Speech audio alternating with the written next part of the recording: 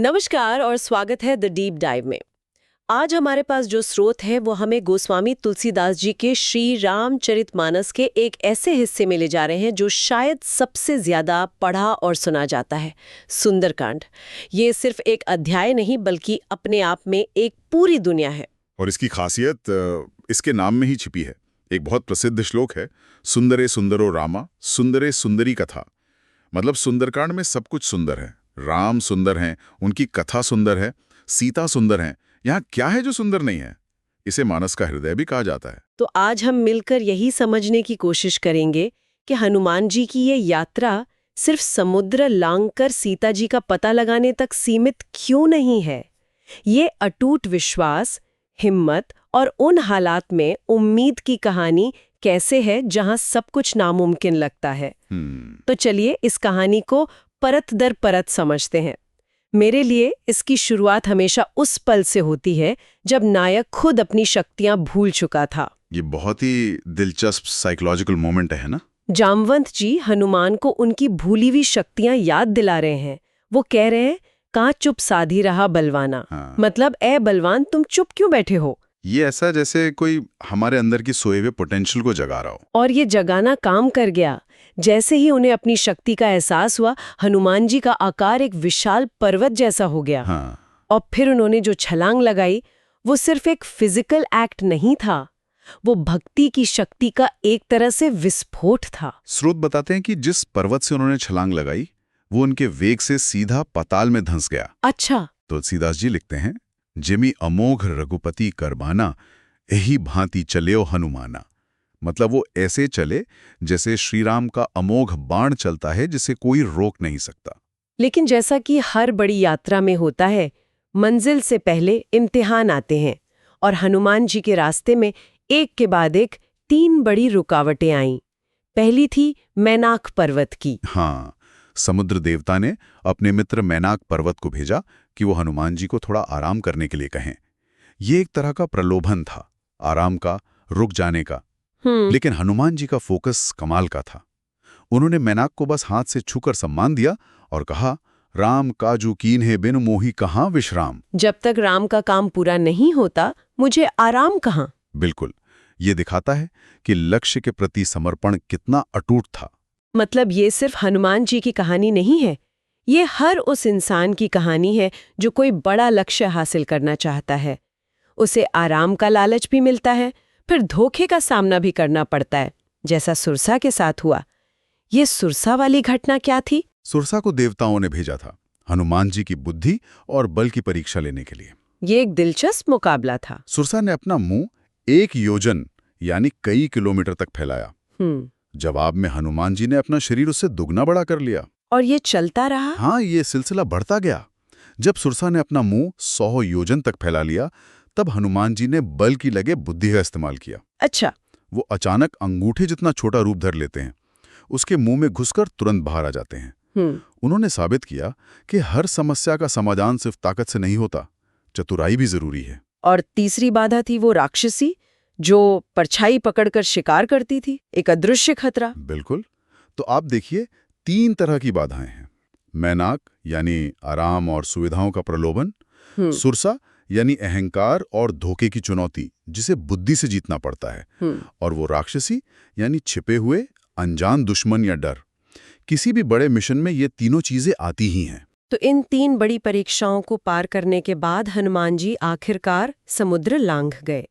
लेकिन असली चुनौती तो अब शुरू होनी थी दुश्मन के घर में, यानी लंका में। सोने की लंका, जिसका वर्णन बहुत भव्य है, पर यहाँ भी हनुमान जी का पहला कदम रणनीति से भरा था। उन्होंने विशाल रूप नहीं लिया, उन्होंने मच्छर जितना छोटा रूप धरा और रात के अंधेरे में प्रवेश करने का फैसला किया।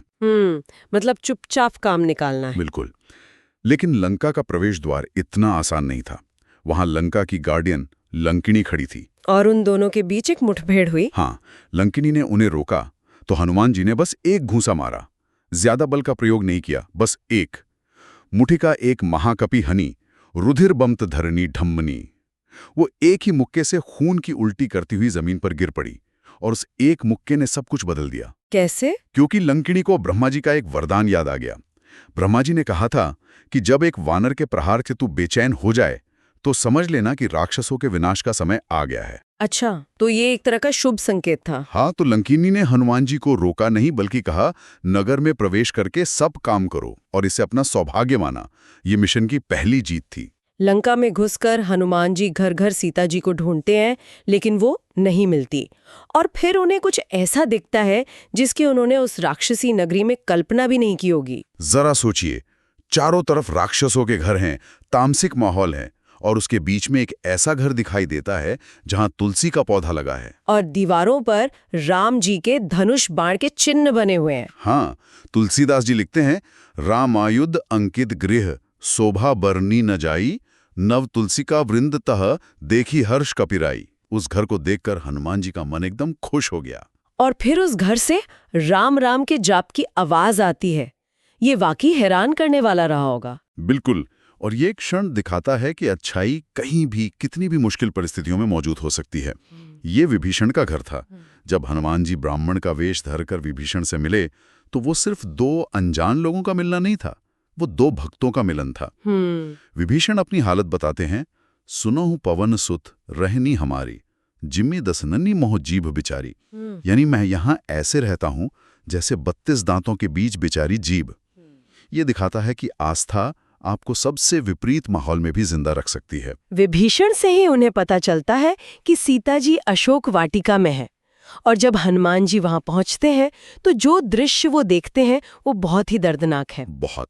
सीता जी एक पेड़ के नीचे बैठी हैं, अकेली, उदास, शारीरिक रूप से कमजोर हो चुकी हैं, और बस एक ही रट लगाए हुए हैं, राम राम।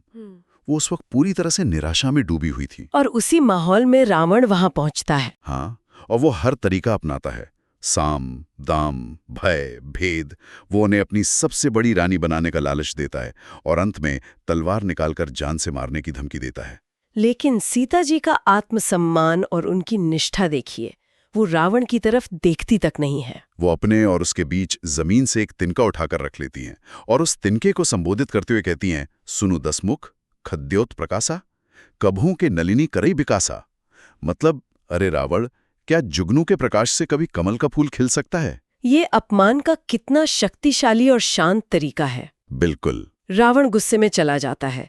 सीता जी बिल्कुल अकेली और डरी हुई हैं, और ठीक उसी पल कहानी का सबसे खूबसूरत और भावुक मोड़ आता है। हनुमान जी पेड़ पर से राम नाम की अंगूठी नीचे गिराते हैं। जरा उस क्षण की कल्पना कीजिए। सीता जी की नजर उस पर पड़ती है जब वो उसे उठाती हैं और उस पर राम नाम खुदा हुआ देखती हैं, तो उनके मन में क्या कुछ नहीं चल रहा होगा। एक साथ आश्चर्य, खुशी, शक, उम्मीद। तब देखी मुद्र का मनोहर, राम नाम अंकित अति सुंदर। वो अंगूठी सिर्फ एक गहना नहीं थी, वो निराशा के अंधेरे में उम्मीद की पहली किरण थी। इसके बाद हनुमान जी का सीता जी के सामने आना भी बहुत समझदारी भरा था। वो सीधे सीधे प्रकट नहीं हो गए। नहीं, बिल्कुल नहीं। ये उनकी बुद्धिमानी थी। वो जानते थे कि सीता जी डरी हुई हैं, राक्षसों से घिरी हैं। अगर वो अचानक सामने आते तो शायद वो डर जाती। इसलिए उन्होंने पहले पेड़ पर बैठे बैठे ही राम कथा गानी शुरू की, श्री राम के गुणों का बखान किया। अच्छा, ताकि उन्हें विश्वास हो जाए। हाँ, जब सीता जी को लगा कि ये कोई मायावी राक्षस नहीं हो सकता, तब वो सामने आए। इस संवाद ने सीता जी की निराशा को पूरी तरह से आशा में बदल दिया। अंगूठी देना और बदले में सीता जी से उनकी चूड़ामणि लेना, ये एक तरह से प्रूफ ऑफ विजिट था। यहाँ एक बात थोड़ी हैरान करती है। सीता जी से मिलकर संदेश का काम तो पूरा हो गया था, हनुमान जी का मिशन सफल हो चुका था। फिर उन्होंने अशोक वाटिका को उजाड़ने जैसा बड़ा जोखिम क्यों उठाया? क्या ये जरूरी था? ये बहुत अच्छा सवाल है, और इसका जवाब हनुमान जी की दूरदर्शिता में छिपा है। ये कोई बचपना नहीं था, ये एक सोचा समझा प्लान था, साइकोलॉजिकल वॉरफेयर का एक हिस्सा। उनके 3 मकसद साफ थे। पहला, दुश्मन की ताकत का अंदाजा लगाना। दूसरा, अपनी शक्ति का प्रदर्शन करके राक्षसों के मन में डर पैदा करना। और तीसरा, रावण को सीधे सीधे उकसाना। और वो इसमें पूरी तरह सफल रहे। बिल्कुल। उन्होंने फल खाए, पेड़ तोड़े और पूरी वाटिका को तहस नहस कर दिया। रावण ने एक एक करके अपने बड़े बड़े योद्धा भेजे। हनुमान जी ने सबको मार गिराया, यहां तक कि अपने पुत्र अक्षय कुमार को भी भेजा, और हनुमान जी ने उसका भी वध कर दिया। तब जाकर रावण ने अपने सबसे शक्तिशाली बेटे मेघनाद को भेजा। और मेघनाद ब्रह्मास्त्र का प्रयोग करता है। हाँ, जब मेघनाद ने देखा कि हनुमान जी को साधारण अस्त्रों से नहीं हराया जा सकता, तो उसने ब्रह्मास्त्र चलाया, और यहाँ एक बहुत महत्वपूर्ण बात है। हनुमान जी को ब्रह्मास्त्र को काटने की शक्ति प्राप्त थी, लेकिन उन्होंने ऐसा नहीं किया। क्यों? उन्होंने ब्रह्मा जी का सम्मान रखने के लिए खुद को उस अस्त्र में बंद जाने दिया। ये हार नहीं थी, ये भी उनकी रणनीति का हिस्सा था। वो जानते थे कि रावण से मिलने का यही एक तरीका है। यानी वो जानबूझकर पकड़े गए ताकि रावण की सभा तक पहुंच सके। एकदम। और जब उन्हें रावण की सभा में ले जाया गया तो वो एक कैदी की तरह नहीं, बल्कि श्री राम के एक निडर दूत की तरह पेश आए। उन्होंने रावण की आंखों में आंखें डालकर उसे धर्म और नीति की बातें समझाईं। लेकिन घमंडी रावण पर इसका कोई असर नहीं हुआ। उसने दूत को मारने के बजाय उसकी पूंछ में आग लगाने का आदेश दिया। यहाँ विभीषण ने हस्तक्षेप किया। उन्होंने नीति का हवाला दिया कि दूत को मारना पाप है, लेकिन रावण ने नहीं सुना और अनजाने में उसने हनुमान जी को वो हथियार दे दिया जिससे वो पूरी लंका को सबक सिखा सकते थे। और फिर शुरू होता है लंका दहन का वो प्रसिद्ध दृश्य। हाँ, राक्षस उनकी पूंछ में कपड़े लपेटकर तेल डालकर आग लगाते हैं। हनुमान जी पहले तो छोटा रूप धरकर बंधनों से मुक्त हो जाते हैं और फिर अपना शरीर पहाड़ जैसा विशाल करके उस सोने की लंका की छतों पर कूदना शुरू कर देते हैं। पूरी लंका में हाहाकार मच गया होगा। बिल्कुल। वो एक महल से दूसरे महल पर कूदते हुए पूरी लंका को आग के हवाले कर देते हैं। ये एक दूत की शक्ति का वो प्रदर्शन था जिसकी रावण ने कल्पना भी नहीं की थी। और इस पूरे विनाश के बीच, जैसा कि स्रोत बताते हैं, सिर्फ एक घर सुरक्षित रहा। हाँ, विभीषण का घर। एक विभीषण कर ग्रह नाही। जिस हनुमान जी ने खुद आग लगाई, उन्होंने ही विभीषण के घर को बचाया।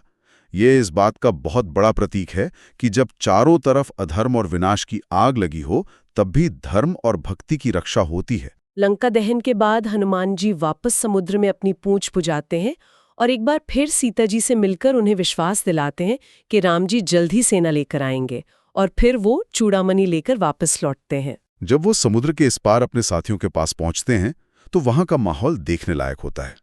महीनों की चिंता के बाद सफलता की खबर आती है। सब इतने खुश होते हैं कि वो सुग्रीव के पसंदीदा बगीचा मधुवन में घुस के खूब फल खाते हैं और शहद पीते हैं। एक तरह से जीत की पार्टी करते हैं। हाँ बिल्कुल, ये एक सफल मिशन के बाद की स्वाभाविक खुशी थी। और फिर वो पल आता है जब ये सब राम जी के पास पहुंचते हैं। हनुमान जी पूरी कहानी सुनाते हैं और सीता जी की दी हुई चूड़ामणि उनके हाथ में रखते हैं। वो सुंदरकांड का सबसे भावुक और मार्मिक क्षण है। राम जी, जो ईश्वर के अवतार हैं, उस चूड़ामणि को अपने सीने से लगा लेते हैं। उनकी आंखों में आंसू आ जाते हैं। वो हनुमान जी को गले लगाकर कहते हैं, सुनु सुत तो ही उरिन में नाही।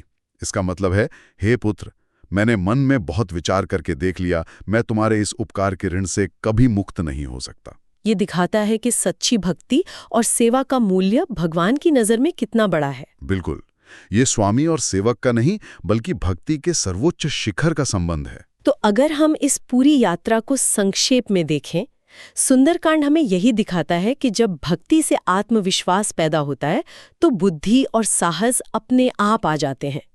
हनुमान जी ने हर चुनौती को पार किया, लेकिन हर कदम पर उनकी असली ताकत श्री राम में उनकी अटूट आस्था थी। और इसका एक गहरा आध्यात्मिक अर्थ भी है।